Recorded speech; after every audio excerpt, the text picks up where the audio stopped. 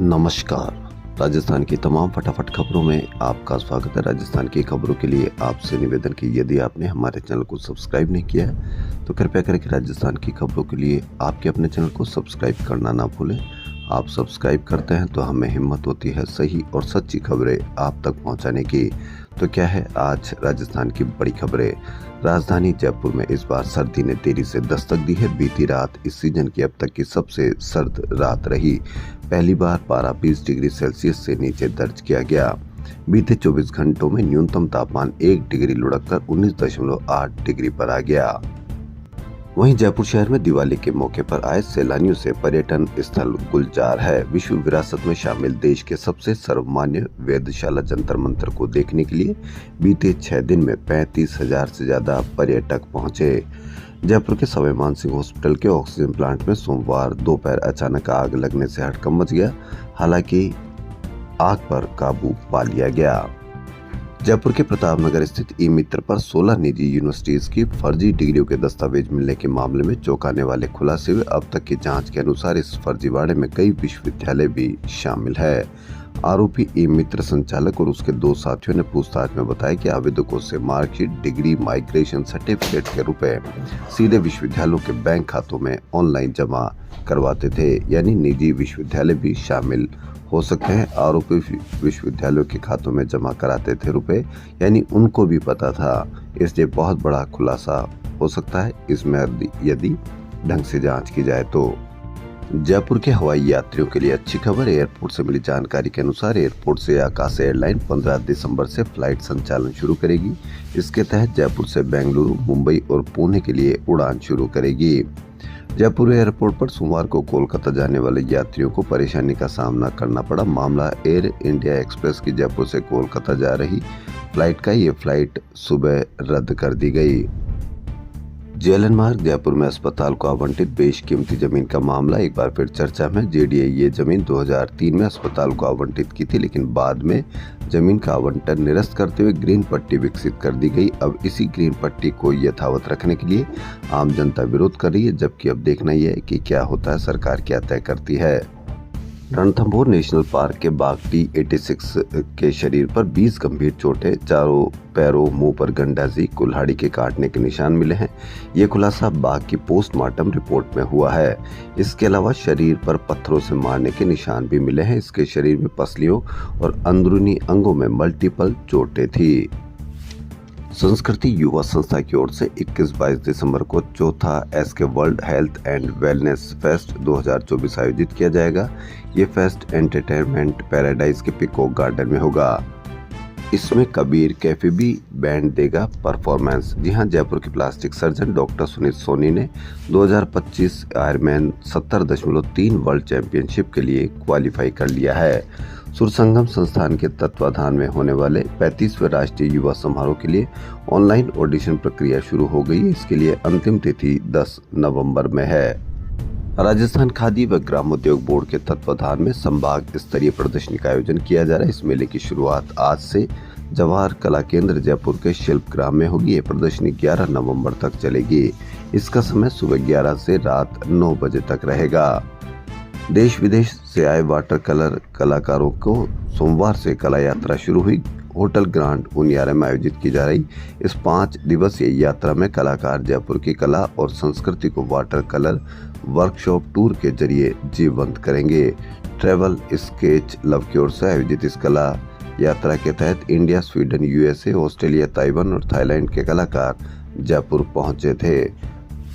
NCC निदेशालय राजस्थान की ओर से मंगलवार को इंटर ग्रुप कंपटीशन कैंप शुरू होगा। गांधीनगर स्थित एनसीसी कॉम्प्लेक्स में होने वाले इस कैंप में जयपुर, जोधपुर, उदयपुर, कोटा ग्रुप हिस्सा लेंगे। खम्मा घनी जयपुर फिल्म फेस्टिवल का आयोजन जयपुर में 20 से 22 नवंबर तक भवन सुरुचि केंद्र में किया जाएगा। इस फेस्टिवल के माध्यम से यूथ को एक्टिंग और फिल्म मेकिंग के क्षेत्र में करियर बनाने के लिए एक ऐसा प्लेटफॉर्म दिया जा रहा है जहां वे स्क्रिप्टिंग, सिनेमेटोग्राफी और डायरेक्शन के बेसिक्स सीख रहे हैं। अब हर घर में फिल्म बनेगी, इस फेस्टिवल की टैगलाइन है। इस वर्ष इसमें जयपुर के 20 स्कूलों और कॉलेजों के स्टूडेंट हिस्सा लेंगे। इस 3 दिवसीय फेस्टिवल में फिल्म स्क्रीनिंग के साथ साथ फिल्म मेकिंग से जुड़ी वर्कशॉप, टॉक सेशन और कई तरह की गतिविधियां भी आयोजित की जाएगी। पूर्णिमा यूनिवर्सिटी के इंटरनेशनल विद्यार्थियों को दिवाली पर्व के जरिए भारतीय संस्कृति को करीब से जानने का अवसर मिला। कांग्रेस के स्टार प्रचारक पूर्व डिप्टी सीएम सचिन पायलट ने सोमवार को दौसा सीट से प्रचार अभियान शुरू किया। उन्होंने सैंथल में ट्रैक्टर रैली भी की, खुद स्टीयरिंग संभाली, बारडोली में डांस भी किया। उन्होंने कुंडल व सैंथल में सभा को संबोधित करते हुए कहा कि दौसा उपचुनाव को लेकर कई चर्चाएं हैं, लेकिन भाजपा के जो नेता भाषण दे रहे हैं उन्हें जवाब देना पड़ेगा। उनके शासन में प्रदेश में गोलियां चली, समाजों में टकराव पैदा किया गया। चुनाव फिक्सिंग पर कहा कि भाजपा के लोग ऐसी अफवाह फैलाएंगे जिनके कोई मायने नहीं होगी। मतगणना होगी तो डीसी बैरवा भारी बहुमत से जीतेंगे। 7 सीटों पर कांग्रेस के पक्ष में माहौल है। वहीं कृषि मंत्री डॉक्टर किरोड़ीलाल मीणा ने भी कांग्रेस प्रदेश अध्यक्ष गोविंद सिंह डोटासरा और पूर्व सीएम अशोक गहलोत पर जमकर निशाना साधा। डोटासरा के साडू वाले बयान का जवाब देते हुए उन्होंने कहा कि जिस दिन उनके कबाड़े खुल जाएंगे तो साडू सारा साडूपना भूल जाएंगे। राजस्थान सरकार ने शहरों में शामिल पुरानी आबादी के पट्टों के लिए पहले से तय शुल्क को बढ़ाकर 8 गुना कर दिया है। प्रदेश के शहरों में पुरानी आबादी की भूमि का पट्टा अब 25 रुपए की जगह 200 रुपए प्रति वर्ग मीटर के शुल्क में दिया जाएगा। राजस्थान के सरकारी विभागों में मार्च 2025 तक कर्मचारियों के सेवानिवृत्त होने और नया कैडर सर्जित होने से खाली पदों की गणना करके भर्ती निकाली जाएगी। मुख्यमंत्री भजनलाल शर्मा ने सोमवार को बजट और भर्ती संबंधी घोषणाओं की रिव्यू मीटिंग में आदेश दिए। सीएम ने भर्ती देरी में अधिकारियों की जिम्मेदारी भी तय की। बैठक में दिसंबर में होने वाले तीसरे मुख्यमंत्री रोजगार उत्सव की तैयारियों की भी समीक्षा की गई है।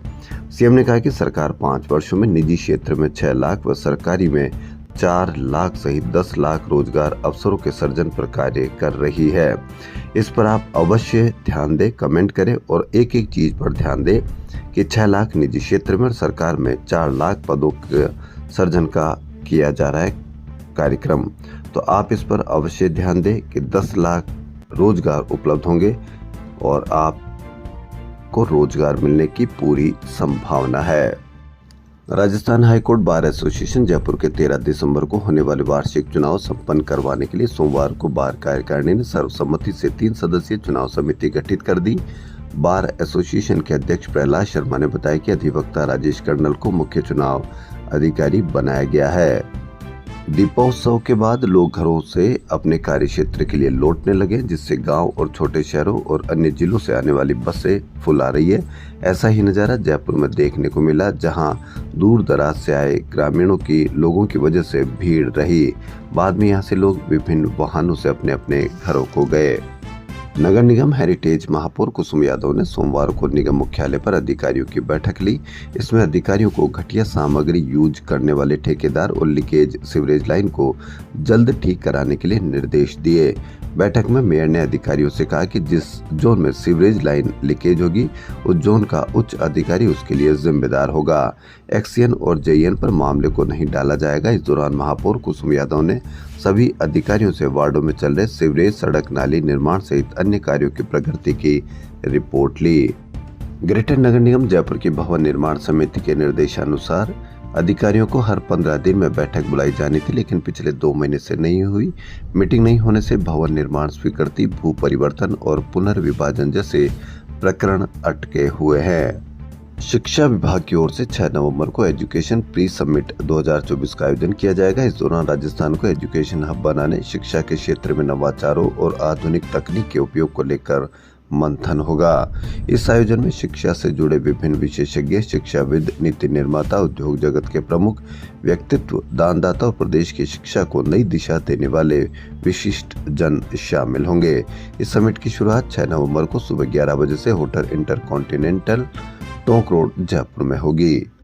खरीफ फसल की कटाई के साथ ही प्रदेश में रबी फसलों की बुआई तेज होगी। कृषि विभाग के 4 नवंबर तक के आंकड़ों के अनुसार राजस्थान में इस साल करीब 120 लाख हेक्टेयर में रबी फसलों की बुआई का लक्ष्य तय किया गया है। इसमें सोमवार तक 36 लाख हेक्टेयर से ज्यादा भूमि में बुआई की जा चुकी है। अब तक सबसे ज्यादा बुआई सरसों व चना की गई है। इस साल राजस्थान में 43 लाख हेक्टेयर में सरसों की बुआई का लक्ष्य है। 4 माह से बंद मांगलिक कार्य 12 नवंबर यानी देव उठनी एकादशी को अबूर्ज मुहूर्त के साथ शुरू हो जाएंगे। भगवान विष्णु क्षीर सागर में 4 माह शयन के बाद कार्तिक शुक्ल एकादशी को निद्रा से उठेंगे। देवउठनी एकादशी को अबूझ सवा होने के कारण शहर सहित प्रदेश भर में शहनाइयों की गूंज रहेगी। मंदिर में देवोत्थान अनुष्ठान होंगे और ठाकुर जी के दर्शनों के लिए श्रद्धालुओं की भीड़ रहेगी। जयपुर समारोह 2024 के तहत हेरिटेज निगम की ओर से विशाल भजन संध्या शाम का आयोजन मंगलवार को गोविंद देव जी के मंदिर में आयोजित होगा। इस संबंध में जयपुर समारोह के नोडल अधिकारी पुष्पेंद्र सिंह राठौड़ ने बताया कि हेरिटेज नगर निगम की ओर से जयपुर शहर की स्थापना के अवसर पर 18 अक्टूबर से 1 महीने तक लगातार आयोजन किए जा रहे हैं। सूर्योपासना का महापर्व डाला छठ मंगलवार से यानी आज से नहाय खाए के साथ शुरू होगा।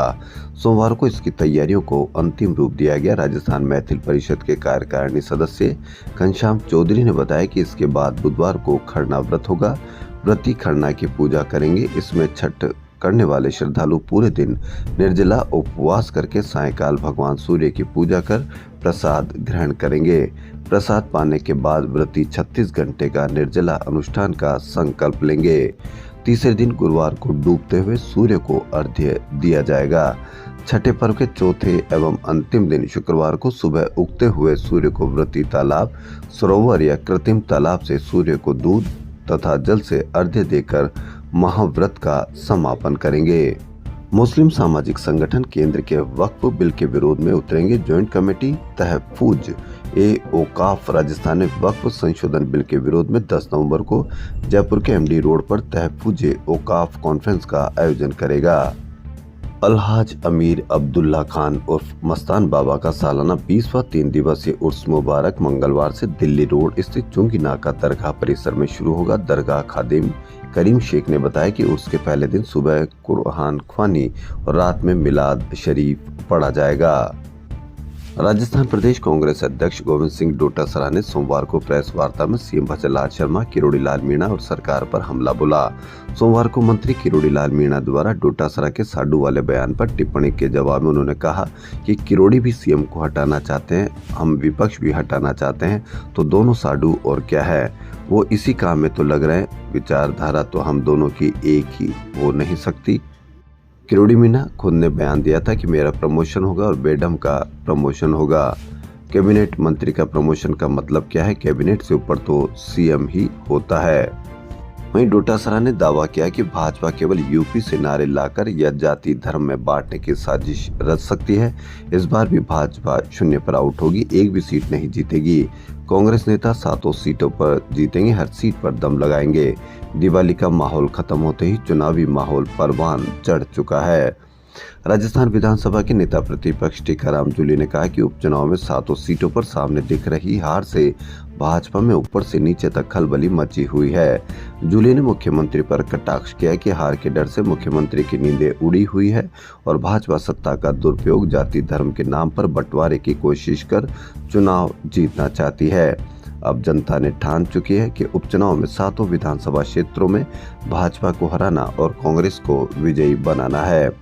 नेता प्रतिपक्ष टीकाराम जूली सोमवार को रामगढ़ विधानसभा क्षेत्र में कांग्रेस पार्टी के युवा प्रत्याशी आर्यन जुबैर खान के समर्थन में विभिन्न गांवों में सघन जनसंपर्क के दौरान आयोजित लोगों को संबोधित कर रहे थे।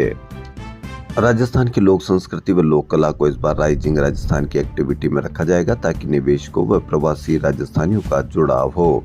मुख्यमंत्री भजनलाल शर्मा ने सोमवार को rising Rajasthan global investment summit की तैयारियों को लेकर समीक्षा बैठक ली। बैठक में सीएम ने कहा कि rising Rajasthan global investment summit से प्रदेश की वैश्विक स्तर पर साख बढ़ेगी। समिट के दौरान आयोजित होने वाले सांस्कृतिक कार्यक्रमों सहित अन्य गतिविधियों में राजस्थान की लोक संस्कृति व लोक कला से संबंधित थीम को ज्यादा से ज्यादा जोड़ा जाए। राजस्थान के 7 विधानसभा क्षेत्रों में उपचुनाव के लिए 85 वर्ष से अधिक उम्र और दिव्यांग मतदाताओं को घर पर रहकर मतदान की सुविधा दी गई। पहले दिन दौसा के अलावा 6 विधानसभा क्षेत्रों में कुल 900 मतदाताओं ने होम वोटिंग की। पहले दिन का लक्ष्य 930 था। 21 घर पर नहीं मिले और 9 की मौत हो चुकी है। मुख्य निर्वाचन अधिकारी ने बताया कि कुल 3193 को होम वोटिंग करनी है। विधानसभा उपचुनाव के दौरान नागौर व सवाईमाधोपुर जिलों के 14 कांग्रेसी नेताओं ने सोमवार को भाजपा ज्वाइन कर ली। भाजपा प्रदेश अध्यक्ष मदन राठौड़ और प्रदेश उपाध्यक्ष ज्योति मिर्धा की मौजूदगी में नागौर कांग्रेस के पूर्व जिला अध्यक्ष सुखवीर सिंह चौधरी ने सरपंच, जिला परिषद सदस्य, पूर्व सदस्यों के साथ भाजपा की सदस्यता ली। राजस्थान में 7 विधानसभा सीटों के उपचुनाव से पहले कांग्रेस की पूर्व विधायक दिव्या मदेरणा ने हनुमान बेनीवाल पर तंज कसा। उन्होंने कहा कि बेनीवाल की हालत खराब है और वह सुबह 4-4 बजे तक लोगों के पैर पकड़ रहे हैं। सोशल एक सभा में दिव्या के इस हमले का वीडियो सोशल मीडिया पर वायरल हो रहा है। चुनावी समय में इस वीडियो को लेकर चर्चाएं तेज है। कांग्रेस की फायर ब्रांड नेता और पूर्व विधायक दिव्या मदेरणा लोहावट विधानसभा क्षेत्र में एक जनसभा को संबोधित कर रही थी। उन्होंने हनुमान बेनीवाल को अपने भाषण में जमकर आड़े हाथों लिया। उन्होंने बिना नाम लिए हमला किया कि इस बार तो उनकी हालत खराब है। क्या हालत हो रही है? नागौर और खीवसर में पिछली बार कितने वोटों से जीते थे? वहीं 1800 से 2000 वोटों से। कहते थे दिव्या को मैंने जिता दिया और अब की बार दिव्या को मैं हरा दूंगा। क्यों भाई, क्या मैं समाज की बेटी नहीं हूँ? मेरा क्या कसूर है? मेरे दादाजी ने जिंदगी खपाई है लोगों के विकास कार्य करवाने के लिए। मैंने क्या गुनाह किया जो कहा दिव्या को हराऊंगा? अब रात को 4-4 बजे तक लोगों के पैर पकड़ रहे हैं। राजस्थान की खबरों फिलहाल इतना ही। यदि आपको राजस्थान की खबरें पसंद आ रही तो आपके अपने चैनल को सब्सक्राइब करना ना भूलें। धन्यवाद।